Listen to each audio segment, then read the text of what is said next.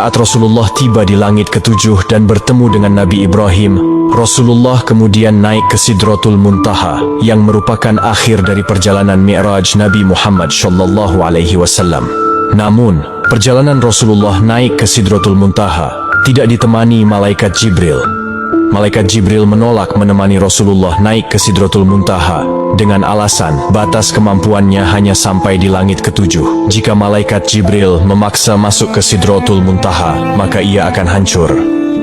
Saat Rasulullah SAW sampai di Sidratul Muntaha, dalam kebingungannya bagaimana mengucap salam, Allah Subhanahu wa Ta'ala memberinya wahyu kepada beliau berupa ucapan salam kepadanya. Kemudian Rasulullah SAW mengucapkan salam dengan kalimat At-tahiyyatul mubarakatush salawatuth thoyyibatu lillah. Salam sejahtera yang penuh barokah dan salam sejahtera yang amat baik adalah milik Allah Ta'ala. Kemudian Allah Subhanahu wa Ta'ala menjawab, Assalamu alayka ayyuhan nabiyyu wa rahmatullahi wa barakatuh. Salam sejahtera, barakah dan rahmat Allah dilimpahkan kepadamu wahai Muhammad.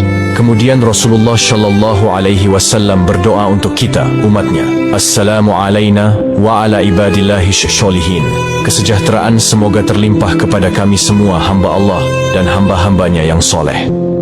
Saat itu Rasulullah SAW menerima perintah dari Allah Subhanahu wa Ta'ala untuk umat Islam untuk mengerjakan solat 50 waktu dalam sehari. Selepas menerima perintah solat, Rasulullah kemudian turun ke langit ketujuh dan melihat Nabi Ibrahim sedang bersender di dinding Baitul Maqmur. Dilanjutkan turun ke langit ke-6 dan bertemu dengan Nabi Musa alaihissalam. Kemudian Nabi Musa bertanya, Wahai Muhammad, dapat apa engkau dari Allah tadi? Rasulullah menjawab, Aku mendapatkan perintah dari Allah untuk melaksanakan solat 50 waktu dalam sehari. Nabi Musa kemudian berkata, Wahai Muhammad, apakah engkau tahu jika aku memiliki umat yang sangatlah kekar dan besar, namun umatku tidak sanggup melaksanakan kewajiban itu? Lalu bagaimana dengan umatmu yang kecil? Kemudian Nabi Musa menyarankan Nabi Muhammad untuk kembali menghadap Allah meminta keringanan. Nabi Muhammad kemudian kembali menghadap Allah dan meminta keringanan atas solat 50 waktu itu. Dalam kembalinya Rasulullah ke Sidratul Muntaha, beliau hanya mendapat pengurangan 5 waktu. Dan pada saat itu, Rasulullah sampai 9 kali bolak-balik dari langit 6 ke Sidratul Muntaha untuk meminta keringanan dalam perintah solat tersebut. Sampai pada akhirnya Rasulullah menerima perintah solat hanya 5 waktu dalam sehari. Kemudian turun dan menemui Nabi Musa.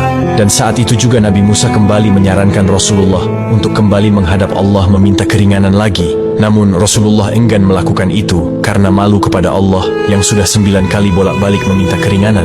Dengan senyumnya Rasulullah berkata, Aku sudah diberikan oleh Allah yang paling pokok 5 waktu.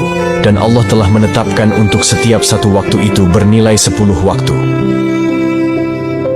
Di tanggal 27 Rajab ini, di mana malam itu Rasulullah SAW mendapatkan hadiah dari Allah untuk umatnya berupa solat wajib 5 waktu. Maka dari itu sahabat yang dirahmati Allah, jangan pernah mengabaikan hadiah dari Allah ini, yaitu solat. Karena solat adalah tiang agama, maka siapa yang mendirikan solat, berarti ia menegakkan sendi-sendi agama. Dan siapa yang meninggalkan solat, berarti ia telah meruntuhkan sendi-sendi agama.